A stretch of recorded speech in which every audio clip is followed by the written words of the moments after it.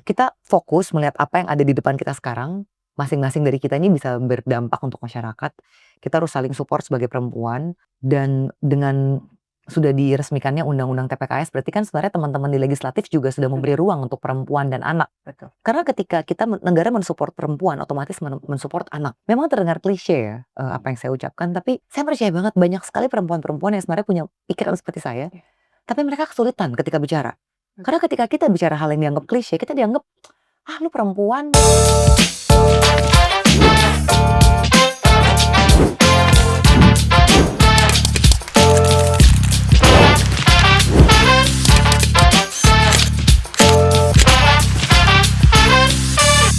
Hai, selamat datang di Suara Perempuan Indonesia, Road to 100 tahun Koani. Apa kabar? Episode kali ini kita akan ngobrol dengan seseorang yang perjalanannya sangat penuh warna tentang keluarga, pilihan karir, serta perjalanan hidup juga keberanian untuk terus berubah. Sudah hadir bersama kita Sheryl Tanzil. Halo, apa kabar? Halo Mbak Enda, apa kabar? Baik, cantik sekali hari Terima kasih baru touch up tadi. Gimana perjalanannya ke sini? So far So good. going well. Going well di tengah kesibukan ya. Oke, Sheryl, terima kasih udah hadir di Suara Perempuan Indonesia. Aku mungkin mau ngobrol-ngobrol juga tentang hal sederhana apa sih yang membuat kamu sampai dengan saat ini penuh rasa syukur sampai dengan hari ini? Banyak ya kayaknya I got nothing to complain. Menurut aku dari perjalanan aku berproses sampai di titik ini, Tuhan baik banget. Aku selalu dibukakan pintu peluang-peluang untuk punya achievement baru dalam hidup. Oke, kalau kamu bisa mendeskripsikan 3 kata yang menggambarkan kamu sebagai perempuan dan sebagai profesional. 1, integritas. Kedua, saya selalu mau berusaha untuk berbagi dengan orang lain. Dan ketiga, bersyukur. Keluarga kan juga sering ya jadi tempat kita menemukan identitas pertama. Nilai apa dari keluarga yang paling membentuk kamu hari ini? Mungkin my mom ya, ibu saya. Saya tuh lahir dari keluarga peranakan Makassar, Tionghoa. Dan saya ingat betul ketika saya duduk di bangku SD, itu sekitar kelas 3 atau 4 SD, ada pelajaran bahasa Indonesia. Waktu itu kita disuruh mengarang wawancara orang tua, apa yang diharapkan orang tua kepada kita sebagai anak. Nah waktu itu saya ingat betul ibu saya lagi bergegas ke kantor, dan saya tanya, "Mami, ini disuruh bikin tugas sekolah nih, Mami pengennya apa sih harapan Mami ke aku gitu." Terus ibu saya bilang, "Oh harapannya berbakti." Nah pasti kalau anak kecil kan mikirnya berbakti pada orang tua ya, ternyata enggak, berbakti kepada bangsa dan negara. Dan itu ngasih quote ke saya kayak somehow itu kayak udah jadi, itu kayak memetakan arah langkah saya ke depan. Jadi ibu saya waktu itu bilangnya, "Iya yang satu berbakti pada bangsa dan negara, kedua berbakti pada orang tua." Jadi she put the state first than her gitu loh. Dan mungkin itu agak beda ya, karena kita kan keluarga keturunan. Sebenarnya itu agak aneh gitu. Karena banyak orang stigmanya itu keluarga keturunan itu hanya memikirkan diri sendiri, hanya mengeruk aja dari Indonesia. Kayak memanfaatkan Indonesia tanpa mau berkontribusi lebih untuk orang lain yang mungkin bukan golongannya. Tapi didikan keluarga saya seperti itu. Justru mama yang menumbuhkan rasa cinta terhadap tanah air ya. Bisa dibilang gitu ya, juga dia secara nggak tidak berpikir langsung. seperti itu ya, cuman kayak memang di alam bawah sadar ketika ditanya ya yang pertama dia bunyikan itu. Iya. Oke, sangat menarik. Apakah mama juga memberi sangat banyak influence gitu untuk Sheryl berkarir sampai dengan saat ini atau mengejar cita-cita? Mungkin pas saat itu memang belum kepikiran ya. Saat membentuk sampai dengan kamu hari ini, apakah peran mama juga yang banyak melekat pada Pasti ya, karena ibu saya itu menurut saya perempuan multitalenta. Dia kerja keras untuk bisa kita sekolah. Dan mama juga tipe perempuan yang bisa benerin genteng manjat, bisa benerin alat-alat listrik sederhana, bisa jahit, bisa guntingin rambut. Jadi saya tuh gunting rambut kayaknya sampai SMP tuh masih diguntingin mama gitu ya. Kecuali waktu saya sempat ikut tren Demi Moore, saya juga pernah itu ke salon sih. About Cuman 90s. ya mama saya bisa masak, Oh. bisa ngurus finance, dan bahkan ketika saya sempat unpaid leave, waktu itu saya udah jadi wartawan, saya ada kesempatan unpaid leave 1 tahun, saya sekolah lagi ke Tiongkok, itu saya pakai semua tabungan saya dari zaman SD kan. Mama udah bilang, "Kayaknya ini kita harus jebolin tabungan kamu, mungkin kamu balik udah nggak ada tabungan." Tapi thanks to my mom, she's a very good, finance director. Ketika saya pulang ternyata uang saya masih utuh, diputerin di global market, di ya semualah itu instrumen, keuangan gitu ya. Jadi dia idola saya sih, kalau saya sampai detik ini kerja keras ya, dan berusaha membalancing lah antara peran saya sebagai ibu untuk anak-anak dan suami saya. Tapi kenapa saya willing to do the extra miles, bekerja lebih dari apa yang diminta, karena saya punya role model, itu ibu saya. Wow, menarik. Aku mau tepuk tangan dulu untuk mama yang membesarkan, maksudnya bukan hanya karaktermu yang sangat kuat ya gitu, dan juga karir kamu juga sampai dengan saat ini kamu kayaknya banyak besar dari mama ya look up. Jadi kita sebagai ibu kan kayaknya juga kayak, masa kita nggak bisa, paling nggak batasnya tuh ada di situ, bare minimumnya ada di orang tua kita ya nggak sih? Kalau kayak gitu sama anak-anak juga. Dan Mungkin padahal ya saya mungkin nggak akan bisa se-level sama mama saya. I think, dia jauh lah di atas saya. Apa yang dia lakuin tuh jauh lebih hebat daripada saya. Cuman paling nggak setiap saya udah males atau kayak di titik yang kita kan kadang kalau apinya di kalau situ. kerja itu kan kadang ada saat-saat kita udah overwhelmed ya, kayak udah terlalu sibuk gitu sampai ini mau sampai mana titiknya. Jadi saya ingat waktu itu saya waktu jadi wartawan, kita tuh wartawan itu memang dituntut bekerja itu jam kerjanya sangat challenging, Kayak sangat menantang gitu. Jam kerjanya tuh nggak 9 to 5 gitu kan. Saya pernah bekerja itu, di awal-awal pertama saya jadi reporter televisi di RCTI, saya ditugaskan itu shift malam, itu 1 bulan. Jadi masuknya jam 9 malam sampai jam 6 pagi. Karena banyak yang berpikir saya akan resign. Kayaknya memang di-challenge gitu loh. Banyak yang berpikir karena saya perempuan dan mungkin bentukan saya tidak terlihat cukup tegar untuk ukuran mereka sebagai wartawan, saya dicoba di situ dan ternyata saya lolos gitu. Nah tapi bukan cuma jam 9 sampai jam 6, kadang jam 9 pagi sampai jam 6 begitu ada breaking news, kita baru istirahat 3 jam baru pulang, itu sudah diminta datang lagi. Nah waktu itu saya punya pikiran, waktu itu saya awal-awal karir saya lah, saya masih fresh grade, baru bergabung dengan RCTI, sempat kepikiran besoknya mau bolos, karena kan mengakumulasikan jam kerja begitu ya. Tapi mama saya bilang, "Mentalnya nggak gitu. Mentalnya bukannya hari ini kamu lembur terus besoknya nggak masuk." Karena, look at your dad gitu, ayah tiri saya warga negara asing gitu ya, orang Itali. Dia bilang, "Kamu lihat kenapa negara lain maju, negara lain itu nggak hitung-hitungan jam kerja seperti itu." Gitu. Jadi, saya punya banyak contoh dari keluarga saya di mana mereka punya integritas luar biasa ya, ketika menjalankan, pekerjaan mereka, dan itu selalu jadi pegangan saya. Bahkan secara perjalanan karir juga tidak linear ya? Sebenarnya linear ya, kalau orang, melihat itu sangat linear. Sangat linear. Dari jurnalis, aktivis, politisi, dan macam-macam sekali ini, justru sangat menarik. Apa yang menjadi titik awal kamu memilih jalur karir yang sekarang kalau kita tarik mundur dari awal? Sebenarnya dulu ketika, saya pertama kali magang ya, jadi masih kuliah terus saya magang, karena saya kuliahnya itu kan visual communication design ya. Oke. Nah, waktu saya lagi magang di tempatnya Jerry Aurom, dia fotografer ya, waktu itu dia punya production house lah semacam itu. Saya ketemu rekan, anak magang juga, kita ngobrol tuh, ini kita kan lagi proses pencarian jati diri lah ya, umur-umur kayak early 20s gitu. Nah dia bilang dia itu tertarik jadi aktivis. Jadi waktu itu kita berdua punya mimpi kita pengen kerja untuk UN, Oh, untuk PBB gitu kan. Tapi tentunya saya nggak mau jadi graphic designernya dong, saya mau jadi policy maker, decision maker gitu loh.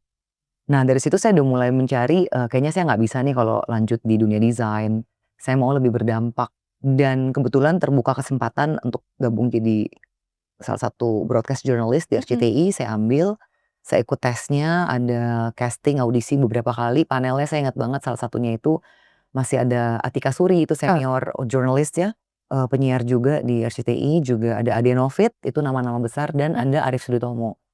Jadi di panel waktu itu tuh mungkin salah satu yang terberat itu panelnya, karena mereka kan menggali karakter ya. Karena saya percaya, mereka sebagai senior itu mencari bukan orang yang terpintar, tapi yang bisa menjalankan integritas sebagai wartawan gitu loh. Nah, dan ada yang bilang kalau sudah pernah menjadi wartawan lebih dari 2 tahun akan sangat susah melepaskan jubah kewartawanan. Karena wartawan itu kita dapat privilege yang banyak, misalnya ada hal-hal yang ya pastinya, kita bisa setara dengan siapa saja pada saat kita wawancara, baik itu dengan warga biasa, dengan profesi misalnya penjual, pedagang asongan, kita bisa duduk setara dengan mereka, kita harus bisa merasakan apa yang mereka jalani sehari-hari, dan juga ketika kita duduk dengan pejabat tinggi kita setara, gitu loh. Pengetahuan kita harus, minimal, cukup mumpuni untuk duduk bersama mereka dan berbicara secara setara, karena wartawan memang harus seperti itu. Nah, tapi titik baliknya adalah ketika saya menjadi ibu rumah tangga. Jadi anak pertama saya itu memang, ada masalah. Jadi, saya diminta untuk memutuskan apakah saya mau lanjut, karir saya waktu itu sedang bagus-bagusnya. Saya dipercaya untuk, dapat billboard di jalan-jalan protokol ya, di Kuningan dan lain sebagainya.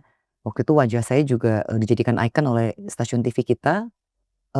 Jadi ada puluhan bus di ibu kota itu semua wajah saya dan, brand station. Tapi waktu itu saya izin dengan, atasan saya Pak Satrio Cha yang juga sebagai atasan tuh, sangat mengayomi ya. Saya ceritalah kondisi anak saya, terus dia bilang, "Nggak apa-apa, kamu boleh cuti kapan aja." Tapi saya bilang, "Nggak bisa," karena saya udah bikin tim, waktu itu saya bikin the first anchor squad untuk, RTV. Saya bilang, "Ya, saya kan harus punya tim yang mentalnya bagus. Bagaimana menjaga mental tim kalau atasannya boleh cuti seenaknya?" Ya nggak bisa, it doesn't work gitu. Kita kan harus walk the talk ya. Kita harus menjalankan apa yang kita, aturan yang kita buat gitu loh. Akhirnya saya mundur, tapi sebelumnya saya siapkan untuk beliau, pengganti saya, waktu itu Michael Chandra, udah kita, bimbing lah untuk bisa menggantikan saya dalam 3 bulan gitu. Nah, ketika saya jadi ibu rumah tangga selama 7 tahun, perspektif saya berubah. Dulu ketika saya sebagai wartawan, kita merasa kita kan berhak gitu ya untuk menjudge pejabat, untuk menjudge pihak-pihak yang dikritisi oleh media gitu, oleh wartawan. Tapi ketika saya jadi ibu rumah tangga, prioritas saya berubah. Menurut saya kalau kita mau negara bagus, kita harus memperkuat generasi penerus, yaitu anak-anak muda dari kecil bahkan. Karena waktu itu ekosistem saya adalah dari preschool ke preschool, karena waktu itu saya masih kecil ya. Saya banyak berbicara dengan ibu-ibu lain yang kebetulan waktu itu saya juga ketemu dengan misalnya seorang ibu dari Jepang gitu, warga negara Jepang. Di Jepang itu mungkin gini, kalau di Indonesia kita tuh berebut mencari SMA unggulan. Jadi kita nggak cari TK unggulan atau PAUD unggulan. Tapi kalau di Jepang itu beda, fondasinya dari PAUD. Nah, dari situ saya bersyukur saya bisa punya kesempatan untuk kembali ke keluarga, saya memilih keluarga saya, bukan profesi saya. Dan saya yakin di saat anak saya bertumbuh besar dan sudah makin bisa mandiri, saya akan kembali bekerja lagi. Waktu itu mindset saya udah seperti itu. Jadi saya melihat memang peran ibu itu penting banget ya, dan di Indonesia itu kita harus akui regulasi kita belum pro perempuan, pro anak. Perempuan itu dan anak bukan dianggap prioritas. Jadi waktu itu belum ada undang-undang TPKS, undang-undang tindak pidana kekerasan seksual yang melindungi perempuan dan sangat pro kepada korban. Itu waktu itu belum ada. Nah, karena memang mindset saya waktu itu, saya harus ada dalam golden year anak saya. Golden year itu kan 1-3 tahun. Dan sebenarnya saya cukup terlambat, itu yang saya sesalkan sekali gitu loh. Saya itu resign dari newsroom total itu ketika anak saya berusia 2,5 tahun. Jadi saya cuma mengejar 6 bulan. Dengan dia waktu itu dia ada challenge lah, dia ada disability waktu itu. Tapi saya nggak menyerah karena katanya ada second golden year period yang ini bisa jadi bahan perdebatan ya kalau ahli-ahli tumbuh kembang. Tapi yang saya punya pada saat itu untuk mengejar sebelum dia 6 tahun. Jadi saya berusaha ada untuk dia. Mungkin I'm the only mom yang karena anak saya ada masalah sensori, dia makannya lama, untuk mengunyah itu lama. Mungkin saya adalah satu-satunya ibu yang setelah anak pulang sekolah di, preschool, TK waktu itu juga, saya satu-satunya yang 1,5 jam duduk untuk nyuapin anak. Bayangkan saya yang tadinya wawancara presiden, dan saya wawancara Pak SBY, saya wawancara Pak Jokowi dari beliau maju jadi gubernur, mewawancarai juga Ibu Puan. Sekarang saya harus duduk untuk nyuapin anak. Dan kanan kiri saya hanya neni anak-anak lain. Tapi itu pengalaman yang menurut saya nggak bisa ditukar. Saya bahkan waktu itu ada undangan untuk liputan ke Buckingham Palace waktu saya di Metro TV, anak saya masih bayi. Saya tolak, saya kasih ke teman saya, rekan saya Rory Asyari, anchor juga di Metro TV. Waktu itu atasan, saya bersyukur banget atasan saya memberi saya pilihan, "Kamu mau maju atau enggak? Kalau kamu nggak mau kita kasih ke orang lain dan you can choose." Saya bilang, "Anak saya nggak jadi bayi 2 kali." Yap. Dan ke Buckingham Palace itu something yang saya masih bisa kejar. Tapi anak saya nggak jadi bayi 2 kali dan saya mau, ada di saat dia masih kecil, saya pengen punya cerita untuk dia. Bahwa dulu mama let go ini untuk kamu gitu loh. Hal-hal itu yang selalu saya, ciptakan ya, momen bersama anak gitu loh. Dan terus terang saya itu memang ditawari untuk, gabung dengan partai politik itu dari sejak saya masih jadi wartawan. Dari sebelum, PSI, Partai Solidaritas Indonesia, belum mengumumkan siapa ketua umumnya. Saya udah diinfo dan diajak ketemu lah gitu lah. Waktu itu mereka mencari talenta-talenta bagus kan. Lalu saya ditawari lagi ketika mereka maju pemilu 2014, 2019 juga, tapi waktu itu saya merasa, waktu itu saya masih jadi wartawan ya, nggak ada tuh yang ingin saya perjuangin karena menurut saya perjuangan itu adalah sebagai wartawan, mengkritisi pemerintah. Justru ketika saya sudah jadi 7 tahun full time mom, ketika saya di-offer lagi oleh PSI, saya tahu apa yang saya mau perjuangkan. Saya mau memperjuangkan kualitas pendidikan di Indonesia. Karena dari zaman Pak SBY 2 tahun, masa Pak SBY memimpin sebagai presiden juga Pak Jokowi sebagai presiden, kita sudah punya sekolah gratis. Tapi itu baru numbers, dalam angka kuantitatif berapa jumlah sekolah, jumlah kursi. Tapi belum bicara apakah kualitas yang dikasih itu sudah setara antara DKI Jakarta, kita nggak usah ngomong di luar Jawa. Kita dari DKI Jakarta geser dikit ke Jabodetabek, masih banyak sekali sekolah yang pendidikannya, kualitasnya beda jauh dengan apa yang kita nikmati di DKI begitu. Sangat jauh. Dan saya sebagai ibu, pada saat itu saya melihat bagaimana anak saya dan saya yang sudah punya privilege untuk bisa menyekolahkan anak di swasta, itu aja saya belum puas. Bagaimana melihat teman-teman di pelosok yang sekolah negeri. Pada saat itu sih itu yang membuat saya berani untuk maju bergabung dengan PSI dan sampai menjadi calon legislatif ya, saya berani maju. Karena saya tahu apa yang saya mau voice out gitu.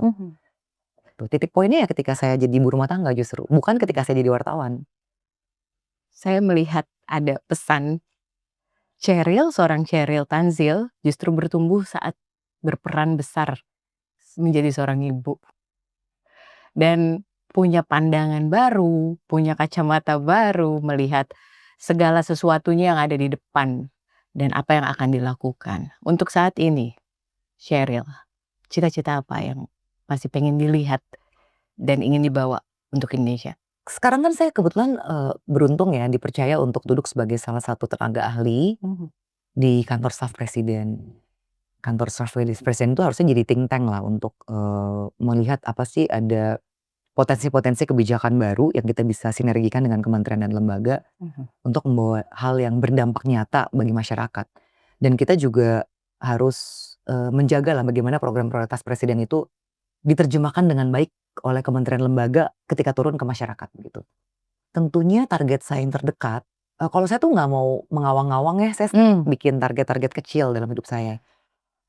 Saya ingin, ya harapan saya ketika saya duduk di kantor staf presiden ada legacy dalam sisi regulasi ya, dengan tim saya tentunya karena kan kita nggak bisa kerja sendiri. Saya berharap ya saya bisa berhasil untuk membawa tim kecil kami untuk ada percepatan regulasi yang lebih berdampak lagi untuk masyarakat. Goal saya sih sekarang itu, goal kecil aja gitu. Oh, kecil. Untuk perempuan dan anak-anak di Indonesia, apakah dari Sheryl sendiri bawa pesan tertentu untuk ke depannya? Saya cukup beruntung ya karena dalam perjalanan karir saya dan perjalanan politik saya tidak ada yang konflik-konflik, besar dengan idealisme saya. Nah ketika saya cerita, saya bergabung dengan PSI karena saya ingin membawa, pesan bagaimana nih kita bisa punya kualitas yang baik untuk pendidikan di Indonesia, kualitas yang setara begitu. Nah lalu ketika, saya masuk ke PSI, kita itu kan kalau ikut partai ya kita ada arahan ya, harus arahannya itu jelas dari atas ke bawah itu sama. Ketika kita memilih Pak Prabowo, waktu itu campaign terbesar kita adalah makan bergizi gratis. Nah message-nya waktu itu kan lebih ke gizi ya, stunting.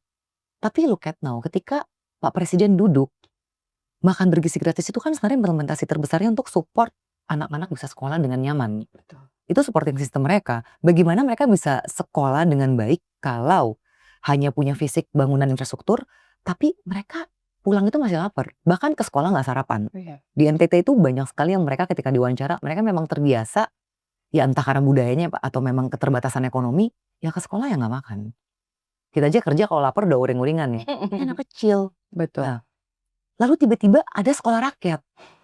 Sekolah rakyat itu sebenarnya sama sekolah negeri, tapi disupport lagi dengan dormitory, asrama. Oke. Karena kalau kita lihat banyak sekali anak-anak di pelosok yang begitu besar rasanya ingin sekolah, tapi ketika dia pulang, Kesempatannya ya. ya listriknya biar pet gitu ya, mati hidup dengan listrik yang ini kan bagus nih studio ya, kita pakai Godox, pakai teknologi gitu. Ya mereka mungkin cuma punya satu penerangan, yang mungkin kalau jam sekian udah nggak ada, Iya. dan juga banyak sekali yang tinggal di rumah yang dari segi higienisnya tidak mendukung mereka untuk bisa belajar, mereview pelajaran yang mereka dapat dari sekolah. Bahkan mungkin tinggal di satu rumah, yang udah nggak layak gitu, dari segi luasan harus mengurus kakek nenek yang mungkin sakit, ada yang lumpuh, ayah ibunya juga dibawanya ya kandang begitu ya, seperti yang kemarin kita Iya. tahu kan anak kecil yang karena keterbatasan orang tuanya sakit, Iya. yang urus neneknya dibawanya kandang ayam akhirnya dia kena cacingan. Mhm. Jadi yang seperti begitu tuh dipikirin oleh Bapak Presiden kita. Kita punya sekolah rakyat, tiba-tiba ada sekolah Garuda lagi. Sekolah Garuda itu kan push the quality ya. Iya. Gimana supaya kita mencetak talenta baru, kita mau dorong standarnya ini makin tinggi. Iya.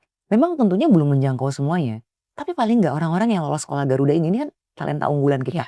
Akan di link and match ke sekolah-sekolah internasional terbaik di dunia, akan dibantu oleh negara. Ketika mereka pulang, harapannya mereka kembali berbakti ke bangsa dan kembali ke kampung halamannya. Itu kan akan jadi omongan mulut ke mulut, si Entong udah lulus dari luar negeri hebat banget ya. Jadi membuat orang lain Iya. di kawasan pelosok itu yang tadinya tidak melihat Mhm. apa keuntungan menyekolahkan anak. Karena kan abstrak banget kan, Iya. 12 tahun baru ada hasilnya. Belum tentu keterima kerja. Betul. Jadi 12 tahun buat mereka nggak ada manfaat ekonomi.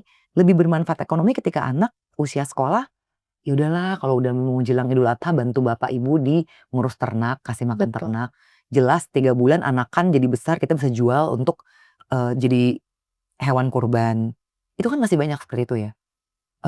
Tapi dengan sistem semua yang dibentuk oleh pemerintah, saya bersyukur banget. Saya ini selalu ditempatkan Tuhan dengan tim yang sesuai dengan apa yang saya perjuangkan gitu loh. Jadi saya nggak ada konflik of idealism. Karena sangat nggak enak kalau kita kerja itu, kita harus mengabdi ke orang yang kita tahu nggak sesuai sama idealisme kita. Itu sih, jadi pesan saya sih ke teman-teman yang nonton gitu ya. Indonesia ini udah bergerak di jalur yang sesuai. Apakah sudah sempurna? Pasti belum. Tapi kita butuh kepercayaan dari masyarakat bahwa pemerintah udah berusaha keras. Penegakan hukum juga sedang didorong ya dengan ada reformasi birokrasi kepolisian gitu. Jadi ayo kita daripada kita berpikir negatif, yuk sama-sama kita fokus melihat apa yang ada di depan kita sekarang. Masing-masing dari kita ini bisa berdampak untuk masyarakat. Kita harus saling support sebagai perempuan. Dan dengan sudah diresmikannya undang-undang TPKS, berarti kan sebenarnya teman-teman di legislatif juga sudah memberi ruang untuk perempuan dan anak. Betul. Karena ketika kita negara mensupport perempuan, otomatis mensupport anak. Iya, Gitu. Jadi saya pingin menularkan suatu positifme untuk teman-teman yang menonton. Memang terdengar klise ya apa yang saya ucapkan, tapi saya percaya banget banyak sekali perempuan-perempuan yang sebenarnya punya pikiran seperti saya, tapi mereka kesulitan ketika bicara. Karena ketika kita bicara hal yang dianggap klise, kita dianggap, lu perempuan, lu cuman ngomong yang sok idealis lo gitu. Tapi enggak kok, Betul. ada ruang untuk orang-orang idealis. Betul. Saya melihat bagaimana dulu Wave, Jokowi Ahok. Ternyata orang baik banyak yang support. Ternyata orang yang bersih itu ada supporternya. Kalau dulu kan katanya kalau orang-orang idealis itu masuk ke pemerintahan itu nggak bisa, nggak mungkin ada yang dukung. Ternyata ada kok. Dan sekarang makin banyak orang-orang idealis yang dikasih tempat di eksekutif, legislatif, dan yudikatif, ya kita harus support itu gitu loh. Saya harap sih masyarakat bisa lebih dewasa lagi bahwa negara kita ini nggak jelek banget kok. Negara kita ini punya potensi untuk Indonesia emas. Saya nggak setuju lah dengan bahasa Indonesia gemas, Indonesia gelap. Saya nggak setuju karena kita ini kan selalu dihadapkan pada pilihan kita mau lihat gelasnya itu setengah penuh atau setengah kosong. Saya berusaha untuk melihat gelas itu setengah penuh Dan untuk menuju penuh, ya kita yang harus kerja. Gitu ya. Kita nggak bisa cuma tunjuk orang, Betul. tapi kenapa kita nggak berusaha untuk taking part? Sangat menarik. Pembicaraan ini sungguh apa ya, kayak mencuri hati saya gitu, karena saya juga punya concern tertentu untuk kebahagiaan perempuan Indonesia, ibu-ibu yang berperan, ibu pintar, anak pasti pintar, gitu. Keluarga sehat, tonggaknya dari ibu, saya yakin itu. Baik secara mental atau secara fisik ya, gitu. Senang sekali sih kita ngobrol, saya sangat terinspirasi hari ini. Satu pertanyaan terakhir untuk Cheryl. Karena saya sangat melihat sekali pesan mama atau kesan mama yang hidup pada diri kamu. Apa yang ingin kamu sampaikan atau katakan untuk mama hari ini? Ya, a lot of thank you. Bahkan saya sampai sekarang tuh bisa kerja full time di KSP dengan tentunya peran saya tetap sebagai ketua DPP di partai saya. Saya pegang hubungan internasional, juga saya masih aktif di beberapa organisasi, misalnya membantu Gecraft gitu ya. Itu semua karena mama saya bantu.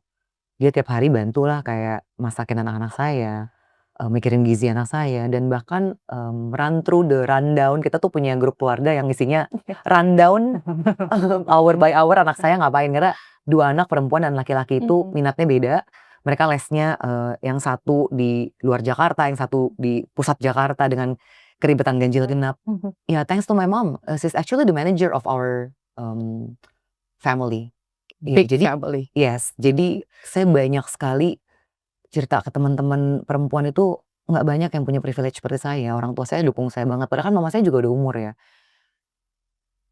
Saya sih harapannya dengan orang-orang dengar saya cerita gini, keluarga Indonesia kembali kepada format keluarga tradisional bahwa kita tuh saling membantu kan. Kita ini beda dengan negara-negara di Eropa di mana anak itu kalau udah umur 18 ke atas udah orang tua tuh lepas. Karena orang tua mau enjoying their lifetime juga. Mama saya mungkin dia tuh enjoy ketika dia bisa bantu cucu-cucunya gitu loh. Dan anak-anak saya tuh bisa berhasil, banyak sekali prestasi yang mereka ukir itu karena kerja keras mama dan papa saya sih gitu loh. Papa saya sampai hari ini nggak mau pakai supir, dia nyetirin anak saya tuh 54 kilometer tiap hari cuma untuk les. Anak saya yang kecil atlet, yang besar lebih ke akademik lah ya, yang kecil dia pursue her journey in sports. Iya, tapi ya memang betul kalau orang bilang ya dibutuhin sekampung untuk membesarin satu anak. Iya. It takes a village to take care raise of to raise a kid kids. gitu. Itu ya, itu yang kita jalanin di keluarga gitu loh. Jadi Menarik. saya beruntung. Saya nggak bisa ada di sini kalau tanpa support keluarga ya. Suami saya juga bisa gitu. Kalau orang bilang, suami lo kok bisa terima sih istrinya kayak gini. Banyak suami itu kan nggak mau ya istrinya di atas dia ya. Tapi ya kalau saya di rumah ya saya tetap istri gitu loh. Saya tetap harus, saya lagi tugas di luar negeri aja, saya tetap harus buka Shopee untuk beli beras gitu. Karena suami saya kan punya fokus yang lain ya gitu ya. Jadi kita perannya udah jelas gitu kalau di keluarga. Jadi bukan cuma mama saya sih, tapi my whole supporting system itu my family. Tapi mungkin mereka juga bisa seperti ini karena saya nunjukin, saya tuh kerja bukan untuk diri saya aja. Saya rasa kalau kita kerja untuk dampak yang lebih besar, bukan untuk diri pribadi, orang juga akan lebih mau bantu kita. Saya percaya itu. Apalagi teman-teman di Kongres Wanita Indonesia ya, pasti udah biasa lah, pasti semua supporting sistemnya juga jalan gitu loh. Saya harap sih ini menular ya. Karena saya percaya kalau negara kita punya satuan keluarga itu kan unit terkecil dalam bernegara ya. Keluarga intinya jalan, lalu extended family-nya juga bantu. Ya RT, RW itu baru bisa bekerja, lalu ke kabupaten, kecamatan, kota, itu baru kita sebagai negara tuh bisa kuat gitu. Sorry ya kepanjangan, jadi bukan cuma pesan buat mama. Karena banyak yang mesti dikredit dalam hidup saya gitu. Orang-orang yang mesti saya kasih Pasti kredit. mama-mama di luar juga kan akan nonton ini dan terinspirasi, dan saya juga pastinya akan berusaha lebih baik menjadi seorang pribadi atau seorang ibu juga. Terima kasih. Emang gak ada yang bisa di-compare antara perempuan ya. Kita tuh harus benar-benar menghilangkan budaya perempuan itu kan katanya lebih persaingannya lebih tinggi, bunuh-bunuhan. Nah itu yang Terkuat harus di bumi. itu yang harus kita mulai pelan-pelan kita ubah ya. Menurut saya perempuan tuh harus saling support gitu. Jadi kita harus bisa mengakui keunggulan perempuan lain, harus mulai terbiasa untuk memuji orang lain dan mengapresiasi orang lain, Betul. dan juga harus terbiasa untuk mau minta maaf dan menerima kritik. Ya kalau di Indonesia kan saya lihat orang susah minta maaf ya, kayaknya kalau minta maaf tuh berarti lu lebih rendah gitu derajatnya. Sementara kalau di mungkin belahan dunia barat itu kalau orang mau minta maaf justru diapresiasi banget gitu loh. Ada hal-hal krusial yang kita harus ubah sih dari mindset perempuan. Dan lebih Sebenarnya sekarang udah mulai ke arah itu, tapi mungkin harus kita kasih penekanan lagi gitu. iya, dan lebih sulit menerima kritikan daripada mengkritik ya. Kita tuh biasa punya mental kita iri kalau ngeliat orang lain lebih sukses. Itu. Saya lihat itu sih yang membuat kita nggak bisa lebih cepat lagi lari sebagai negara gitu loh. Ya kita harus mulai appreciate lah orang-orang yang sukses ya kita apresiasi dan kita contoh. Kita kan mencontoh, tiru dan lakukan dengan lebih baik gitu loh. Bersama Sheryl Tanzil, kita banyak dapat cerita baru, pengalaman juga mungkin yang nggak pernah kita lihat di depan kamera selama ini. Dan sangat menarik, tapi kita harus berpisah dulu. Nanti kita ngobrol-ngobrol lagi Terima kapan-kapan. kasih undangan. Thank you for your time. Terima kasih sudah menyimak perbincangan kita hari ini bersama Sheryl Tanzil. Setiap cerita adalah perjalanan, dan perjalanan Sheryl mengingatkan kita menjadi perempuan bukan soal sempurna, tapi soal melangkah, bertumbuh, dan mengizinkan diri kita berubah. Sampai jumpa di episode berikutnya. Salam Perempuan Indonesia.